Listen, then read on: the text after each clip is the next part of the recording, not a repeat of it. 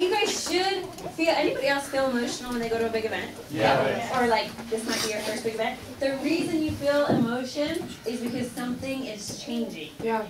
Okay, so that's a good thing. Yeah, let that go and run with it. You got to act on it. Go do something with that because that's a powerful thing and it will push you to another level. Because I feel the same way as Amber. I feel like you guys have come in here the perfect speakers to have here at this time in our business, at this time in everybody's business. And I am just so blessed that we were able to build a relationship. I mean, Whitney, you know, they were talking the other day, they were like, oh, we looked so much up to you guys and your hierarchy when we came in the business.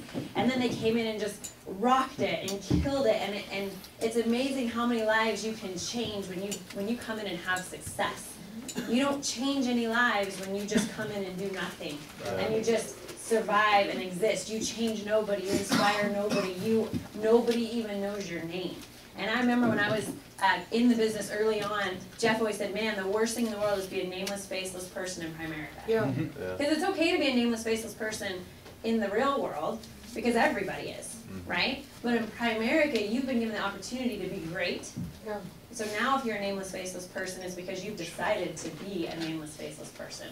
And I think that I feel so blessed to have somebody like Rob and Whitney come up here and share their excitement and their energy and their passion. And I know that you guys have changed me, and it reminded me how we need to do this thing, how you build a business, how you build relationships. Everything they're talking about is just like, it's gold, you guys. Some of you are so new, you don't even understand how great it is.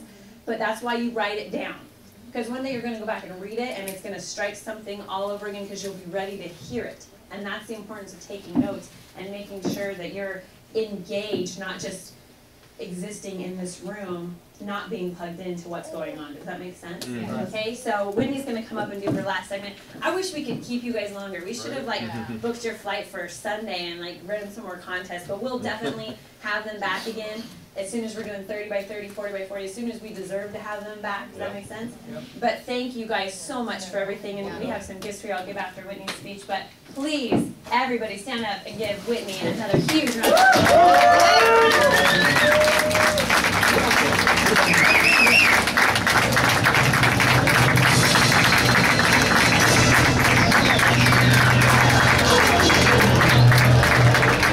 Let's get ready to rumble!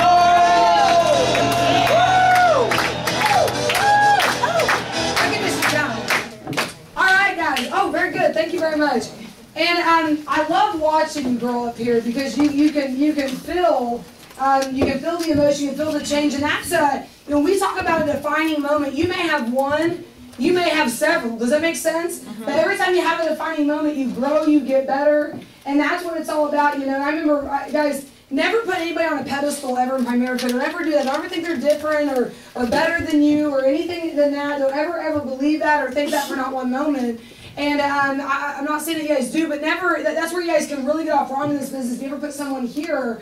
But, you know, because we've all been through those times, and we also go through them. Do you guys understand that? Yeah. Like, to this day, I have down days in Primerica. But you know what I've noticed? My down days in Primerica are when I'm not doing an interview, when I'm not out on KTs, when I'm not meeting with new people. That's like always my down days in Primerica. Does that make sense? Yeah. And so activity is everything, and just being on it. I'm just telling you guys, it'll drive you to the next level. But I love seeing people like that because I remember defining moments. You know, I remember going home and just being in after an odd night. You know, and you're working hard, but the numbers, man, they're not showing yet, you know. I mean, we always, Bill Wills always talk about your 90-day cycle. Your first 90-day cycle, man, it's rough. You know what I'm saying? Yeah. It is. It's rough. It's your first 90-day cycle. It's like, man, this is what it's like your first, maybe week or month of working out. It's rough. It is. It's rough, and you constantly want to give up. You're constantly wanting to throw in the towel. If anybody says they never thought about it, they're lying to you. Does that make sense? Yeah. I mean, you voiced it or told somebody, but you kept it to yourself. It's one of those deep, dark secrets you don't want to tell anybody, but you thought about it. You know what I mean? Yeah. And at the end of the day, guys, that's what it's all about, is keep on going. And I'm telling you guys that there were so many moments where we'd be in the base and working hard, and then somebody would come in and beat us for a contest. I knew we were working harder. You know what I mean? And we showed up before. We had these moments where we would just break and be like, no, we deserve to win. You know what I mean? I mean, we absolutely deserve to win. You know, Vince Lombardi's always said, the harder you work, the harder it is to surrender. And that's where you're going to get by everybody else. Does that make sense? Yeah. That's why work is so important, because once, you guys, I'm telling you, once you plan to win, you'll prepare to win, then you deserve to win. Right. I mean, Zig Ziglar has said that millions of times, but that's what it is, guys. The harder you work, the harder it is to surrender. When you work like a dog, like we do accountability on a weekly basis, and guys, I'm telling you, why we make sure we have numbers is because we deserve to have numbers every week. We don't deserve the zero side. Does that make sense? Right. And so at the end of the day, and one thing I want to make sure we bring a lot of value to you guys' training. One thing I didn't hit on, someone asked me to back a really important question with, hey, when you go through commits, like what's expected? And I think that's that was a really good question. So we kind of back up a little bit on the recruiting side. Our full-timers are expected to get 50 commits every single week. Not 50 names and numbers, 50 commits, 10 a day, every single week. Does that make sense? Yeah. Monday through Sunday, you have Monday to Sunday. If you don't have your 50 commits, you work on Sunday. Me and Rob to this day, we had some different speaking things, so we were out 2 days. Even us, when we got back in town, we had to go back to office and get the rest of our commits on Sunday. Does that make sense? People go, how do you hold your team accountable? It's easy. We hold ourselves accountable. When I get to the office on a Sunday, if I see somebody with 41 commits, I send them a quick text of the board, say, no, I'm looking at it right then and there. And I say, hey, and then, you know what I do? I also send them ours. I say, hey, buddy, I feel you. We're behind too. We're up here at the office getting the rest of our commits. Are you on your way? Does that make sense? Mm-hmm. Yeah. I'm not like, hey, what are you doing? Because it's really easy for teammates to go, what are you doing? Right? So we're never going to go there. We don't ever have to go there. Does that make sense? Right. And so at the end of the day, guys, I'm telling you, until we're multi-millionaires and da-da-da-da, then we can say we paid the price, but we haven't done that yet. Right. Okay? Whatever the price is to you, you call that shot, you make that your level, but we haven't arrived yet. Does that make sense? Right. And so at the end of the day, 50 commits is expected from our full-timers, 20 to 25 from our part-timers. Art Williams always said, you can be a full-timer, you can be a part-timer, but there's no room for no-timers. You're either an RVP and an RVP in the making. Those are the two positions in Primerica. Yeah. And I believe that. Right? Does that make sense? Yep. Yeah. And I 100%, you know, I explain to people, you know, that's exactly what it's all about, is you got to come here and make it, are you going to be part-time, full-time? Because why would you come here and be no-time? That doesn't make any sense. It's like, is this like a club? And what is this to you? Does that make sense? A frat house, a sorority? I mean, what are we doing here? Yeah, we play hard there. Like, we have a lot of fun, but after the victory. Does that make sense? Right. Yeah. When I played sports, we didn't like lose all our games. You go, yeah, we're awesome. Like, go out and have a good time. Because I know we stay and shoot, we stay longer, we work harder. We now practice on Saturday and Sunday. We review videos Friday night instead of going out for celebration. There's nothing to celebrate yet. That's only if you want to be a winner. It's only if you want to win. You have to listen to this talk. You can hear Muppet. Does that make sense? This is only for the people that really want to take it to the next level. You know, and I got people all the time that go, well, 50 commits. I mean, oh my goodness, guys, listen. If you're full-time, think about full-time or 50 commits. When people first come full-time, they have a lot going on. Mm-hmm. Sometimes some do, some don't, but most of us, we're not like packed every 30 minutes with an appointment. Are you guys with me? Yeah. Or a new interview walking through our door. So you're full-timer, you get to the office at 8 a.m., and you don't leave till like 10 a.m., you've been at the office at 10 p.m. How long have you been at the office? What, 12 to 14 hours? Isn't that true? Yeah. So 10 commits a day, you're getting one person an hour to say, yeah, I'll come check it out, I'll come in. Yeah, I'll come sit down, I'll come to your op night, I'll come to your Thursday, your Tuesday night. That's an hour. I mean, you could walk around, and we're not supposed to do this, so I'm not telling you guys to, but this is how ridiculous. You could walk around all over and knock on doors, and you'd get one an hour. And don't go do that. We're not supposed to. Don't do that. But I'm telling you, that's how ridiculous this business is. I mean, we can't do that. What are we really doing? Does that make sense? Yep. I mean, you're full time. We can't get one an hour. Oh my goodness! Like, what do we really think? I mean, what do we think is about to happen? Does that make sense? At least we got to set ourselves up for success. If we have nobody coming in, what do we really think is about to happen? I got people, you know, they'll do it for a week or for a month or 2 months.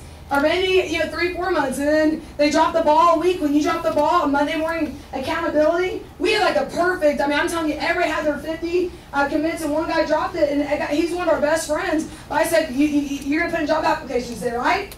Because you're not working this like a job. And what you did all week, because I know how many interviews they had, how many seconds, how many KTs. I know the hours that he was at the office, how many actually worked. I said, dude, if you're not going to be working here, you need to work somewhere. You know what I mean? We don't tolerate laziness. We're tolerate just sitting around. You know what I mean? The wave is coming. Are you on your board ready, or are you like looking at your toes? Are you board ready, or you just kind of swim or splash around with other people? You know what I mean? The wave is coming. Get on the board. If you're not getting your 50 commit, you're not going to be on your way there. Does that make sense? And you have people go, why am I tired? I've been doing this a long time. I've mail live, just mail out phone calls. Well, no, duh, I have more calls than you. Right? I'm tired. If anybody's tired making commits, it's me. I've been here a lot longer. I've made more calls. I've gotten hung up on more. All that's happened to me. I get that. I understand that.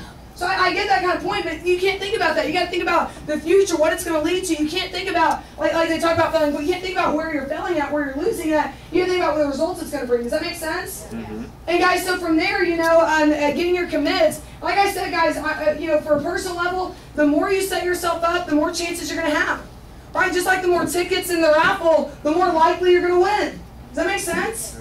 And some of you guys, that's this meeting room tonight. Some of you guys brought people here and it's your raffle. The more people you have here, the more likely someone's going to get it. Mm-hmm. Right? Won't that explode your team? Won't that take you to the next level? Yeah. Right. And I just like to make my chances better, right? Yeah. I mean, if I give you the choice, I go, hey, you want to put one raffle ticket in here or 100?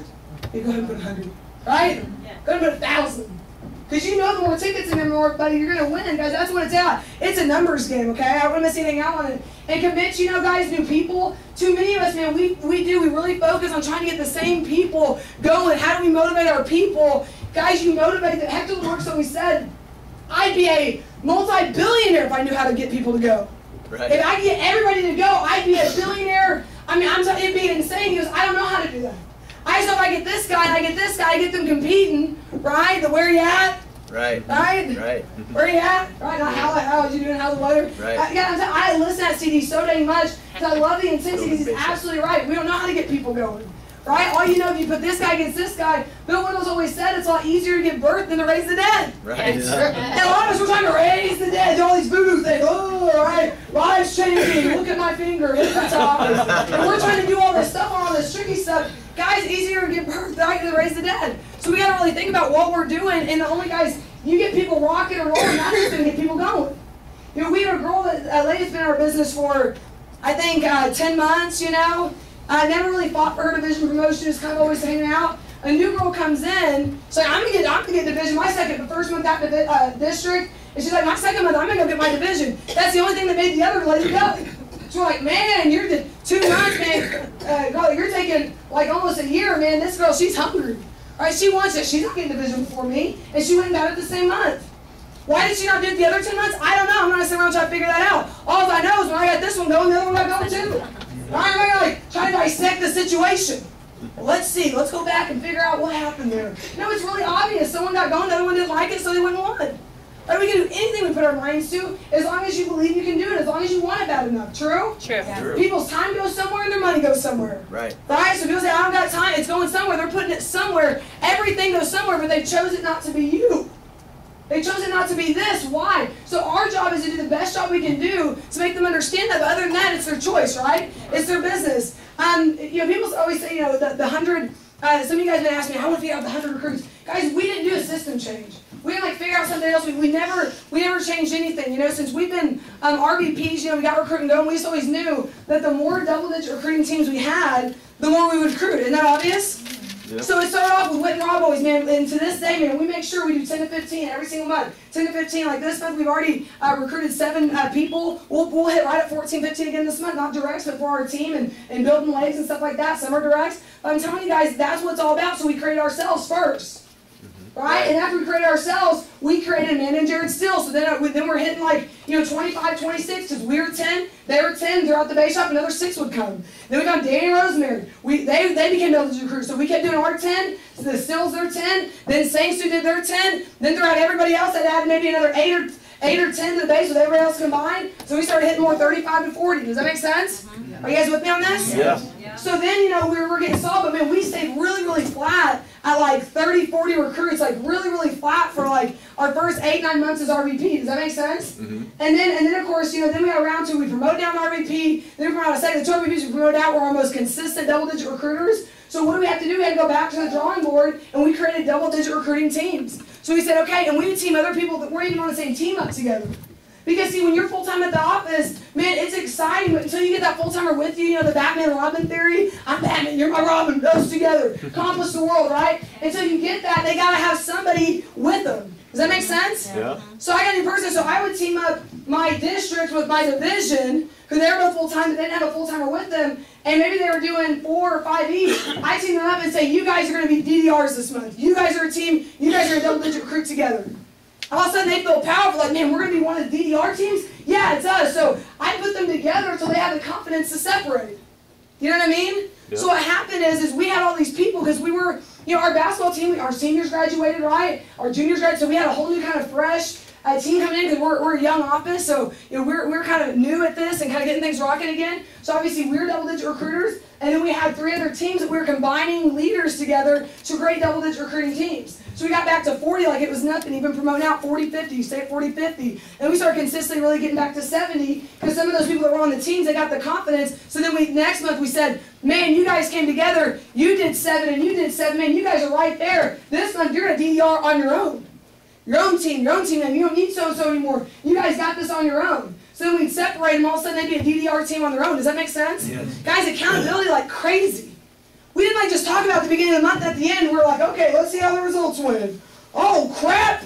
Right, you did that. It's every single day on the board. We have their names lined out and what they're doing, what they're recruiting, what they have in the works. At our drill for skills at the end, it's, hey, guys, let's kind of go over the DDR teams. Hey, so-and-so, like Amanda and Andrew, you guys said you were going to do 10. How many of you guys are you at so far? They go, we're at 2. I go, what do you got going on? What do you got coming in? We got one guy coming in today. It's really good. Maybe tomorrow we got another one. So where are you going to be at by Monday? Today's Saturday, so we have 2 days. Where are you guys going to be at by Monday? Monday for sure we'll be halfway there. You guys will be at 5 by Monday? Okay, we'll see. So Monday we'll check back with you guys. Hey, you guys, y'all are double-digit recruiting. What do you guys got going on?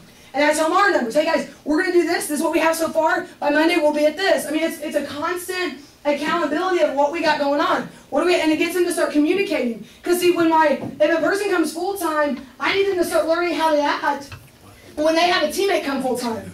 So they start learning to work with someone else and be accountable, let them know what's happening, what's going on. And when they have a teammate comes in, they're already starting to do that with them. They didn't realize they learned leadership. Does that make sense? Yep. Yeah. They start learning how to work and be accountable. They start learning all that so they know when they have their full-timer come, they can work together towards goals and dreams. Does that make sense? Yeah. And so guys, again, accountability like mad. Our commits are on the board. We tally our commits with a big whiteboard in the middle of our office. You can't hide from it. It's Monday through Saturday, and then Sunday if you have to, how many commits that you have. So every time you get a commit, you go tally it. Every time you get a commit, you tally it. If you don't get your commits, you're the odd one in the group. It's not normal not to get your commits. You're the outcast. See, some offices, if you don't do work, that's like everybody. And one that kind of does, you're kind of like the different one, right? And we have to make sure that guys, that wasn't the norm, right? That you're kind of loose. When you don't do numbers, you don't get commits, you're kind of the outcast. You're kind of the one no one talks to, right? The ones that work, the one that gets tallied, like that's the norm. That's normal in our office, not anything else.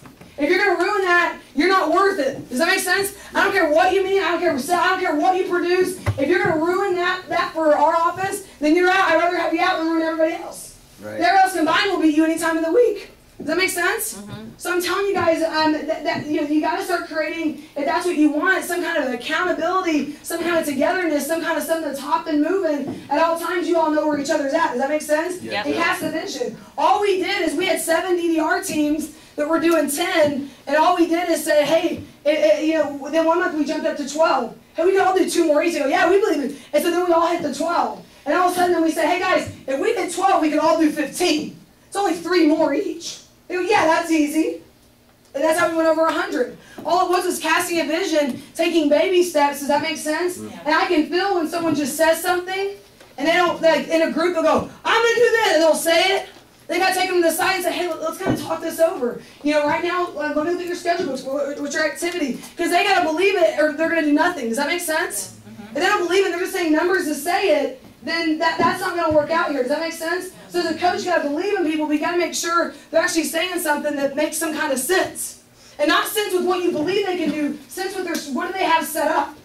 I know you can do anything that you want to do, anything you believe in, but you at least got to be set up for success. Yeah. Set yourself up for success with your schedule book. I have 2 schedule books. I have one that's of what I had planned to do, who's planned to come in, what KTs are planned, and then I have another schedule book of what happened. 2 totally different things, right? Yeah. And so I see people that get so overwhelmed in their schedule book, but see, we highlight what happens, and we put it in another book. Because that's really what matters is what happens. Nobody cares about what your intentions were. Right. Well, how many people's schedules just know that? Nobody gives a crap. Right? Well, I made a lot of calls. Nobody cares. Business doesn't care. Right. Business doesn't care that you tried to call these people. Right? I mean, imagine going to get a business loan and go start your business and nobody comes in. You're not going to go back to the bank and go, well, I tried to talk to all these people, just no one would come in. Please don't take my business away, Mr. Banker. I tried. I really tried. You don't believe me? No way. You're a business owner. Right? Business doesn't give a crap. And so at the end of the day, it doesn't matter what our intentions are. It matters our results. And I've never believed anybody's intentions were bad. So I don't know why we never have to have that conversation.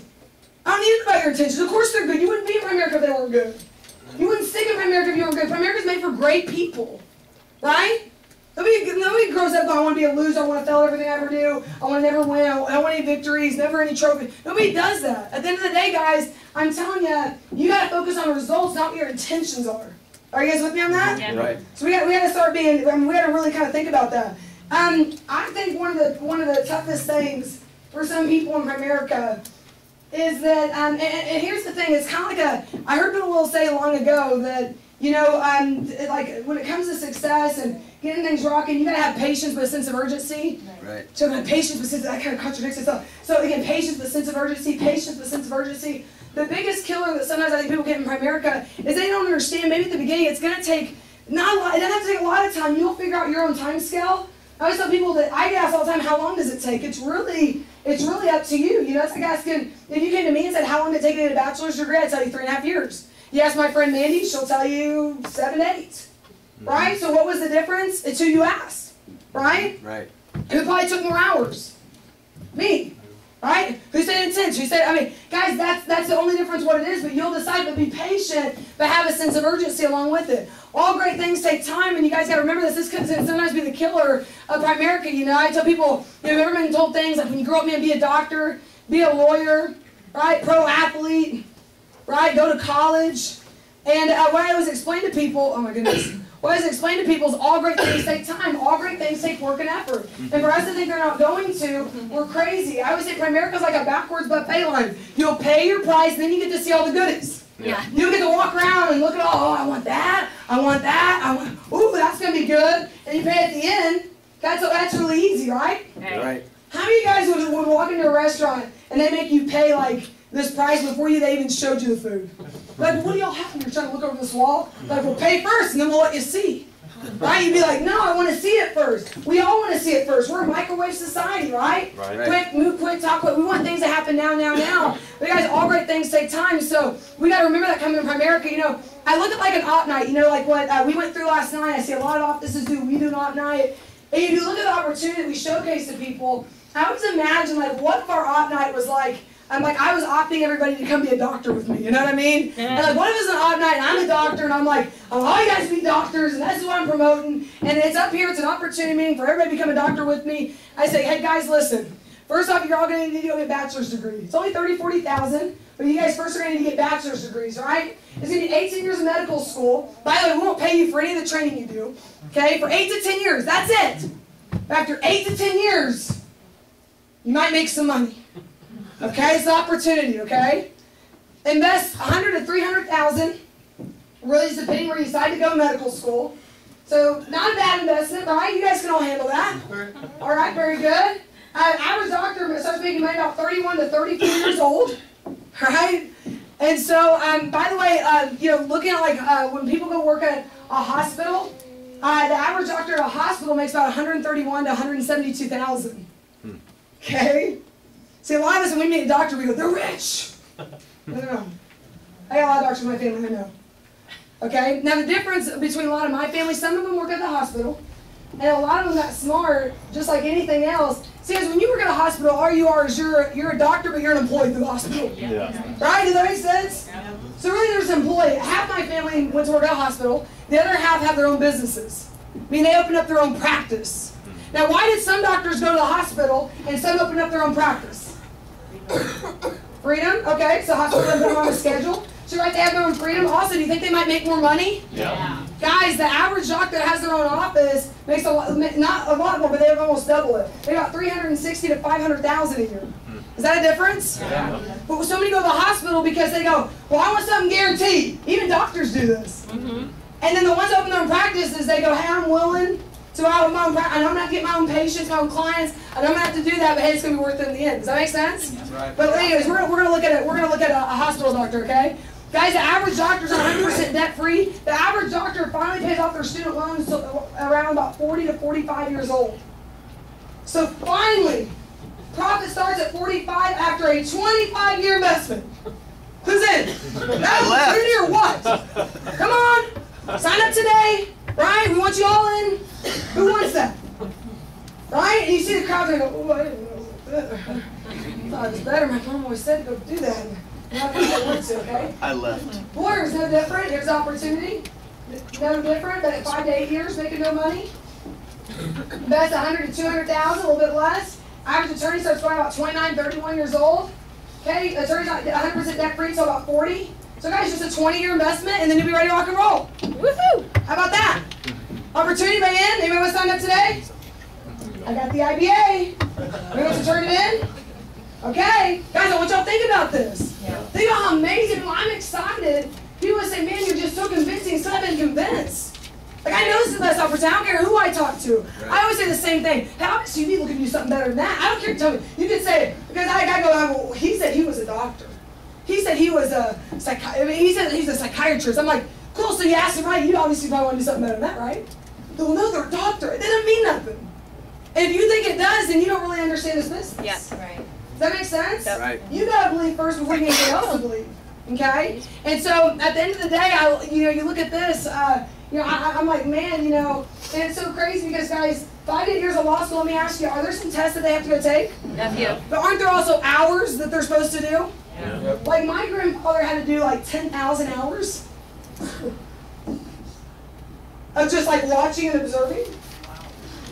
By the way, did he get paid for that? No. I had a massage therapist tell me recently she had to do like almost 2,000 hours of free massages. And that was part of her training. 2,000 hours no pay? That hurts your hands. Right? I couldn't even do that, okay? And so you look at something like that, guys. And what's crazy is your first day in Primerica, your first week, our family goes, how much money you made, huh? We feel like that gets us, right? Right. Come on, going to, leave me alone. And we're like, guys, listen, if you're in medical school and you went to go put in your hours at the hospital, would you ever come back and go, would your family ever go, hey, Mr. Doctor, so how much money pay you, Dr. Smith, right? How much money you been making? They wouldn't do that because they know that it's going to take time. Yeah. Right. But they know once you graduate, it's going to be worth it. That's all Primerica is. We just don't get you into debt like this. It just doesn't take as long. Right. And then one day you get to be free. Right. The doctor, that's why doctors work till they're, like my granddad, that's why it worked so dang long. It took so long just to start. Right. Right? It took 25 years just to kind of enter the profit stage. Here I am, finally making profit. Like they start at 45, but Primerica, you're done by then. Yeah. Is that incredible? Yes. That's why I get fired up about this. I know it's not hype. This isn't anything like that. It's the real deal, okay? But again, a lot of people just have to put it in perspective. Olympian, you guys have seen this. Average Olympian practices 310 times days a year for at least 4 hours a day, 6 years before they ever step on the Olympic floor. And again, while they're doing that, a lot of their families are going, hey, Mr. Olympian, 310 days a year, you work 4 hours for free. How much money are you making, Mr. Olympic winner? Right? But again, you come to Primerica. I love the FAOs where people go, you a millionaire yet? You got concerned. Why? You need a loan? Is everything okay at home? Right? I love it. I'm telling you guys, you got to get creative about things. I love people come in here and they go, I don't know, I think you just want my money. Your money, you don't have money. That's why you're here. I'm like, I'm scared. You might want money. I have money. You don't have money. I saw our group. There's a lot more of you guys than me. You guys can take me out right now. Like, wow, you guys may be here to get my money. I'm terrified of you guys. Right. So I'm the one that's concerned right now. Okay, I'm big, but like 20, 40 of you guys take me out, all my newbies. Okay? So guys, at the end of the day, you gotta laugh about stupid things, okay? Right. And that's what I'm saying. When you walk around, I'll have a guy in our base that's been there for 2 years, knows everything about everything, every objection overcome, knows all the right things to say, but they're just kind of gotten too cool. Kind of laid back, just kind of cool.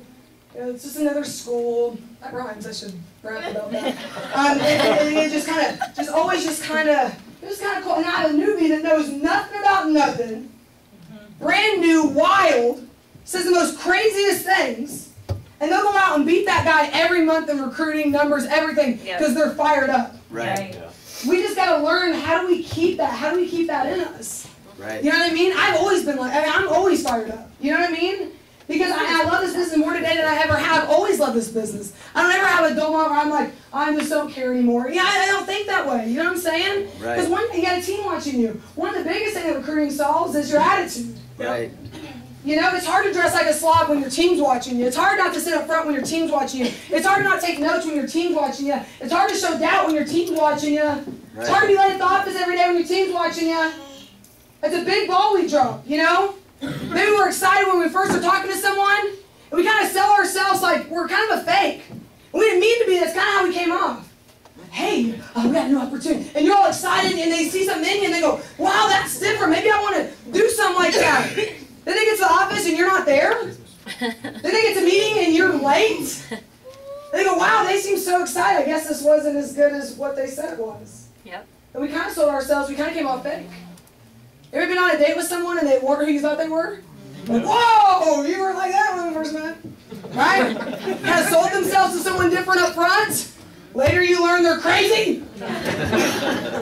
You know, wow, you really sold you really know how to sell. Like, you said you weren't a good salesman, you lied because you were a great salesman up front, now you're a nut. Okay? Does that make sense? So again, I'm telling you guys, at the end of the day, some of us, man, that's how we recruit people. We don't really mean to. But really, we're just trying to show that excitement, but we kind of die as time goes by. Does that make sense? Right. See, if I'm a leader walking in the room, and I just have the opportunity, my leader's sitting in the back, not taking notes, just kind of yawning, I'm like, dude, what's this guy doing? I'm either, if you're a dweeb, you'll quit, and if you're a winner, you'll go find the next leader, like Rob said. Right. You'll never look at him, you'll never look at his leader, you'll move up, you'll move past him, you'll listen to anything they say, no credibility, I'm out. Does that make sense? Yes. Yep. Yeah, ask yourself, man, if someone that came in, they're on fire, ready to go, could you lead them? Not by your expertise in the products, by you being a leader. Right. Are you guys with me on that? Yes. And a team will make you be a leader, just like kids change your life and make you different. Movies you thought were funny when your 3-year-old and 5-year-old are watching, you're like, ooh, that wasn't as funny as I thought that was. Right? So these stupid movies we watch, like old school wedding crashes, it's so funny. Everybody check that, oh crap, this thing's really bad. Like, walk your kid, it makes you watch yourself more. Right. Right? Songs you're bumping to, going, yeah, your kid, you're like, oh, we can't listen to this stuff. Right. You just start getting different, you start changing, you don't even realize it, but you're starting to grow up a little bit. Imagine that. Right? All right, pro athletes. Rob already talked about this. Greg, who's out playing baseball. On average, it takes 3 to 5 years. The ones who do make it, and then most of them we know they get cut. And the beauty of Primerica, man, nobody cuts you but you. If you don't do anything illegal, nobody cuts you but you. You will decide whether you make the team, and that's tough for a lot of us, right? Isn't that tough? Yeah. You know, it is. It's really tough for us. Our success. See, our whole lives. Let's be honest. We've gone our whole lives kind of blaming someone else why we're not at where we're at. Right. Whether it was at the job, hey, my boss, if he knew how much I did, man, they would pay me more.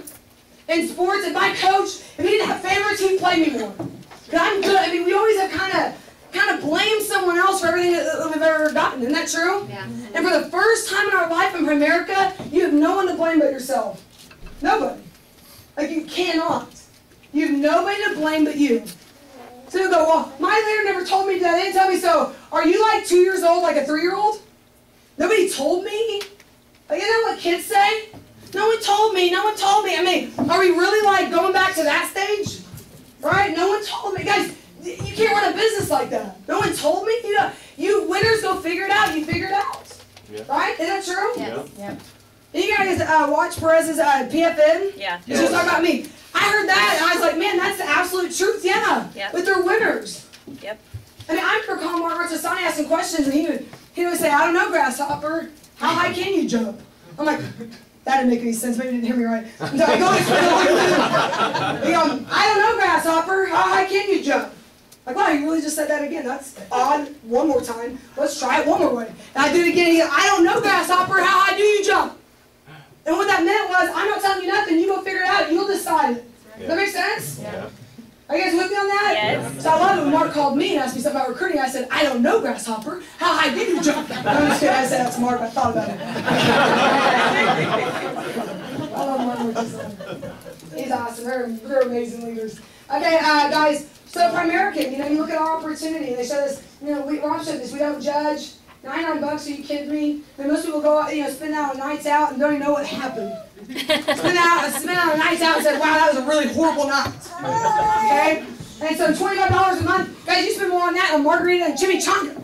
Yep. Every single month it goes in and right back out. Right? That's a really bad investment, okay? You have nothing to ever show for it.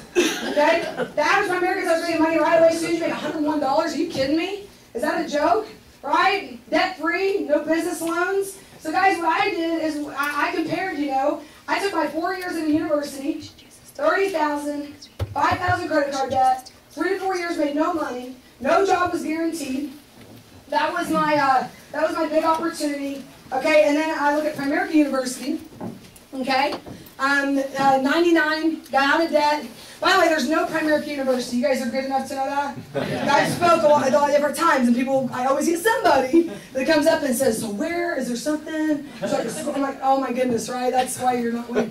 I've got 4 years I've been paid over $500, and that's not even including our stock. That's not even counting stock that we've had. 10,000 guaranteed, guys. I'm telling you, if we didn't, we got 2 RVPs out, but that's what I'm saying. If we decided, and that's even gone up since then, if we decided that we could just kind of kick back and we're gonna call it a day, are you kidding me? Some people work the whole life to eventually make $100,000 a year, and not that that's anything in Primerica, but to really say that, man, you could kind of call it a day at 26 and you'd still make income because of your base and the other bases that you built in a 4-year and 9-month period. Are you kidding me?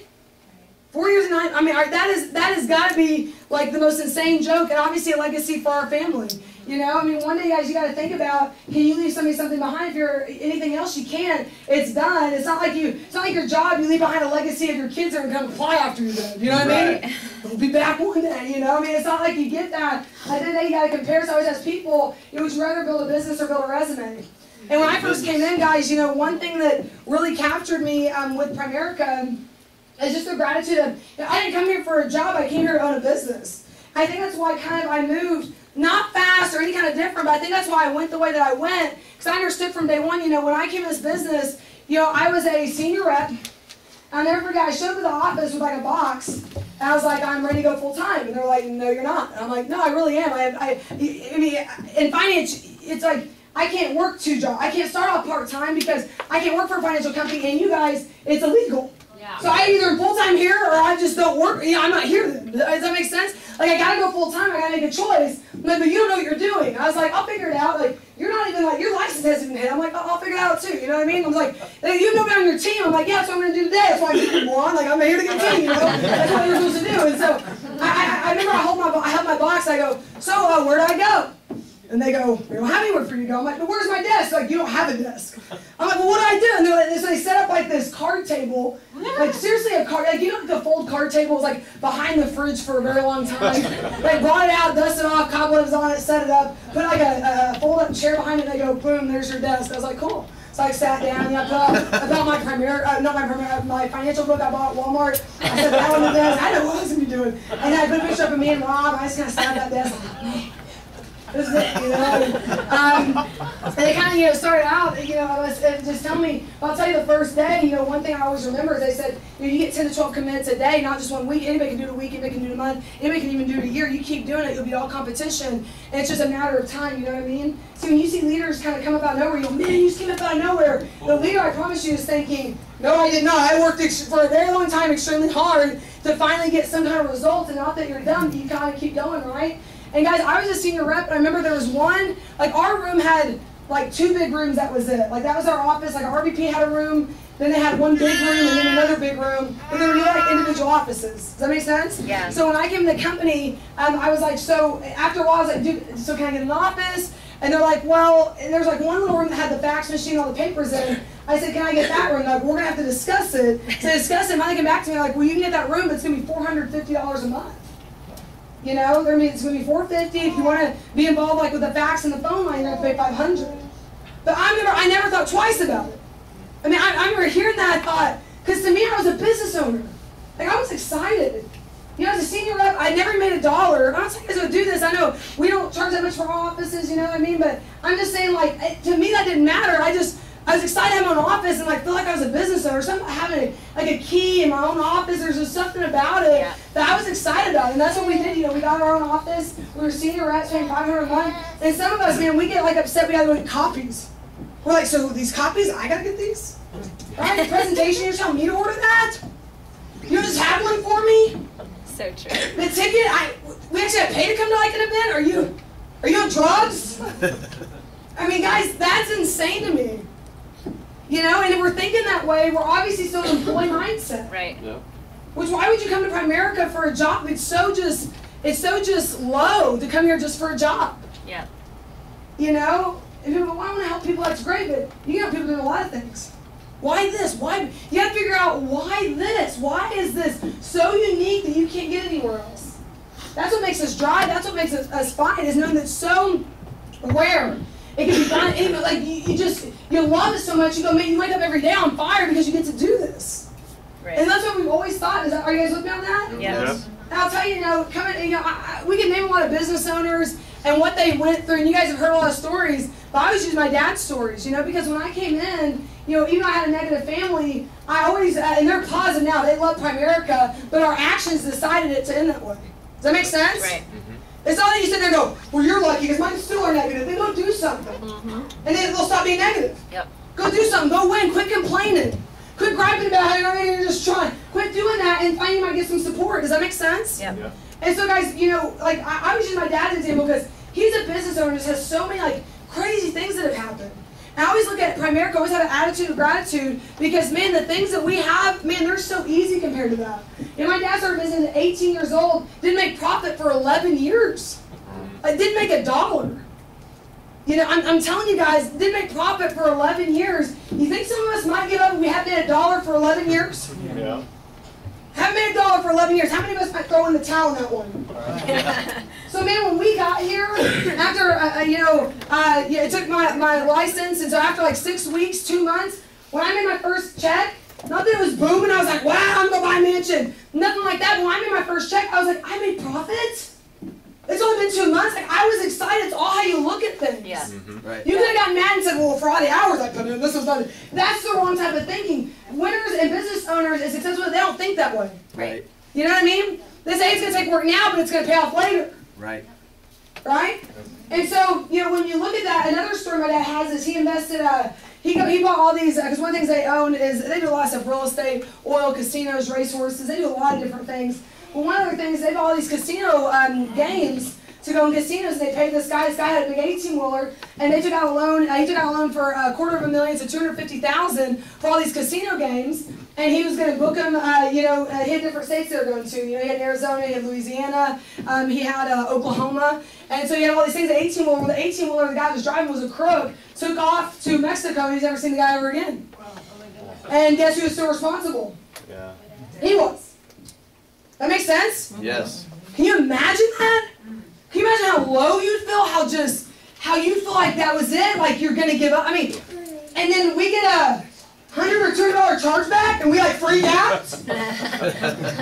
Maybe we actually bought an extra 2 tickets and we're out like $20? We go, God, wasted money. And I mean, you guys, think about something like the emotions we go through are so ridiculous. Right. When we drive to a house and nobody's there, we go, wasted gas. I wasted gas again for the second day in a row. I'm not like $15 at this point. I mean, things are getting out. I don't know if I can do this anymore. This is just really a bigger load than I thought it was going to be. I remember you, I'm like, dude, you came here for a business? Are you serious? Yeah. Like, what kind of business did you ever think you were going to get into? Because from what I'm looking at, like, things are still going dang good. You know what I mean? Right. And we come here so business, you know, own your own freedom. We're so, like, tough and right about that, and we believe. But we act like a bunch of wimps. Yeah. We act like a bunch of employees, you don't really take that ownership into you. Does that make sense? Yeah. You're the kind of person that's going to make you just dealing with crap, right? Just get over it, man. It's so small compared to the long term. You know, I'm just telling you guys, nothing is worth the long-term idea of things, okay? Another story happened to him, because we can kind of get maybe in some battles with different things. And, he had an employee get mad at him, came back and blew up his building. So he got like in a tiff. Fires the guy. The guy comes back with buddies and literally, one of his little game rooms is probably like the size of this right here. Like, came back and blew it up. Jeez. Like retaliation. Like, at least when someone leaves our business and we get so emotional that our guy quit, right? At least he can come back and blow up the joint. Like, I'm just happy he didn't take it out on me, you know what I mean? I'm like, dude, Heather, it's not for you, just come back away slowly, you know what I mean? Like, let's not get anything crazy around here, okay? And so, but we get so emotional. Like Dan Phil's always said, you say your best guy quit, then they weren't your best guy. Right. Yep. Right? Your best guy never quits. Your best guy's always there. Right? So it's supposed to happen.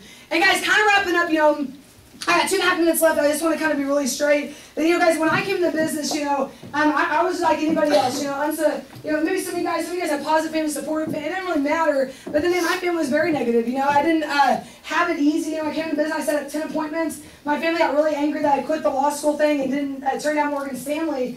Then they called the rest of my family I had appointments with and said, hey, cancel this appointment. She's gone crazy. Like, she thinks this Primerica thing's going to work out, and she's giving up everything she's going to learn, but the faster we can get her to fail at this, the more she'll get her senses and go back to what's normal. They couldn't stand that I was going against their will on that. Does that make sense? Yeah. Just like they told me they never wanted me to work, I worked behind my parents' back for like 6 years. Because my dad was pride guys, I wouldn't have had daughters if I couldn't afford them. I wouldn't have a lady if I couldn't take care of them. He's kind of one of those pride, like, I take care of my woman kind of guy. Yeah. All right, dude.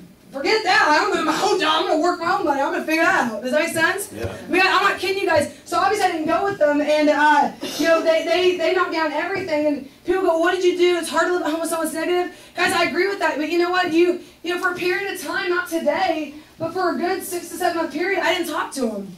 Yeah. You know what I mean? And guys, it's hard enough building this dang business without someone on your back being negative every second. Exactly. Yeah. Like I couldn't take that. You know what I mean? So what did I do? I woke up before they did. I got home after they were already asleep. So we never crossed paths. Does that make sense? Yeah. Did that for a period of time, right? And people said, "Look at you moving so fast." It's something called, I'm tired of being made fun of. And people tell me all these things, so I just want to go win so that can stop. Yeah. And I hang out with people who are paying attention to anybody that talks bad about me or makes fun of my goals and dreams. If you hang out with people that are constantly going, "Oh, you still trying that forever? Oh, you really think that's going to work?" And then you go to the movies with them later? Yeah. Right? Or you say to your buddy, "Hey man, this week, man, I really think this would be a good meeting for you to come to." Dude, I'd never do that. "Hey, we're hanging out at the bar this weekend, right?" "Yeah." "Okay, good." We don't have anything. No wonder nobody's showing up. Like you're a total nerd, a dweeb, you're a little weakling, a little duckling. They're stepping all over you, right? You're just a big nerd. You don't stand for nothing. Why would you ever go do? Let me ask you: if someone made fun of your wife or husband, would you keep hanging out with them? No. They were making fun of your kids and saying anything about your kids, would you keep hanging out with them? No. Heck no, you wouldn't. So why do we continue to do that in Primerica? Oh, we think we're going to build something big? We think we're going to be this leader? And you'll stand for nothing? I mean, that's what we have to kind of get on. Because some people, they hear me say stuff like that with my parents, they go, "That's kind of rough. I don't know if I'm willing to pay that kind of price." Then you're not willing to go win. And at the end of the day, that's you got to make a choice. What are you here for? If you're going to be happy part-timer, awesome, more power to you. Earmuff this whole conversation. Does that make sense? Maxwell's always said, who we get is not determined by who we want, it's determined by who we are. So I have a lot of leaders when I go out and about, they go, "Man, I just wish I could get people to the meeting. I wish my team would be more motivated." Guys, look in the mirror. It might be us. Isn't that true? Yeah. It might be us. We got to really look in the mirror and say, "Man, my team's not doing this. It's probably me. If so-and-so's not doing this, it's probably me." We got to look in the mirror and kind of realize really what's going on there. Does that make sense? Yeah. And guys, at the end of the day, that's what it's all going to come back to. Show me your friends, I'll show you your future. Okay, so you have 2 more minutes? Yes, you can. Okay, so again, show me your friends, I'll show you your future. Also, in Primerica, show me your Primerica friends, and I'll show you your Primerica future. Yeah. Some of you guys go, "Well, no, I hang out with only Primericans. Only Primericans." Show me those Primericans and their numbers, and we'll see why you're doing the way that you're doing. Right? Right. Because it's uncomfortable around people that are producing, moving, working. Because you don't really want to work. It's like, "Man, I got to office, I got a couple KTs. It doesn't make you feel good. So what we do is we start trying to avoid those people. Mm-hmm. Right? Right. I'm telling you guys, even at my own office, I got my teammates that are constantly around me and Rob. I got teammates that after they see us, they're kind of like, they're just kind of, because they don't want to be accountable. They don't want to win that bad. It makes them nervous. They're going to sit here and talk to other people doing zeros to make them feel better about themselves because they want to recruit on them. Right? They all have to say, I got one recruit, I'm rocking it. But on this group, it wouldn't be the same way. Right? So show me your Primerica friend. Get yourself around leaders. Get yourself uncomfortable. Do some uncomfortable things. Act a little bit uncomfortable. At some point, you might just have to do it. Does that make sense? Yeah. Markets too younger.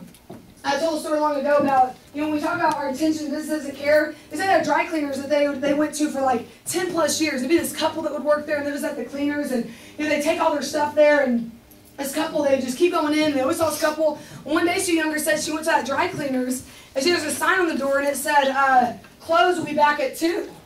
So it said, clothes will be back at 2. And when she saw that, she went next door to the other business. She said, where are they at? They've never been, this place, they've never been closed. They've been open for X amount of years. They've never been closed. And the lady next door goes, her husband died, and she's at his funeral right now. She'll be back at 2 o'clock to open her business. Wow. Because you know what she knew? Business didn't care personally what was going on in her life. Business didn't care what she's going through. Business didn't care about her emotions and all that. She knew that there's something that still had to run. Because she had a family, she had kids. She still had to achieve something. You know what I mean? Yeah. And when we work hard and we do different things, guys, our family isn't better than you guys'. Right? Our base shop kids aren't better than you guys. Right? All it is it's about going to the next level. Getting results, being committed, being kind of a little crazy. Right? Being committed, being all the way. People look in your eyes and go, man, I don't know, but they're gonna make it. I know if I follow them, I don't know what they're doing, but we're gonna make it. I hang on to their coattails. They're gonna be there for me. We're gonna make it together. We're gonna win. I don't know what it is. And also it's pride, We never had a plan B. It's always been, hey, it's win in Primerica or we die, and that's it. Right, right. Does that make sense? I've never had, well, if it doesn't work. I've never had that in me ever. Yep. It's pride. It's doing what you said you do. People, how do you stay motivated? My team. If I lose, they lose. If I don't make it, they don't make it. Maybe it's serious. It's not stage show. I'm not even kidding you guys. You can call everyone over. They know that's it. Does that make sense? Mm-hmm. It's pride and doing what we said we were going to do, right? And it's 100%. It's looking at your team and go, man, if I don't make it, they don't stand a chance. I have someone go, I don't care about winning, just want my team to win. BS. If you don't win, they don't win. It's a double negative. Mm-hmm. Once you win, they finally will win. So you're thinking about it all backwards. Well, once my team comes to the event, I'll be at the event. It was backwards. Once you come to the event, you'll have a team at the event. Yeah. Right. I'll go eat with everybody once I have a team that goes eat with everybody. No, once you go eat with everybody, you'll have a team that goes eat with everybody. Whatever way you think, just think the opposite, and that's what's right. Does that make sense? But guys, I'm telling you, again, I wish I had more time with you guys, but we just really, we love this thing, and we're just excited to be here. We're extremely humbled. You guys love us. And I know what it's like getting somebody in front of your team to, influence, and we ask them to come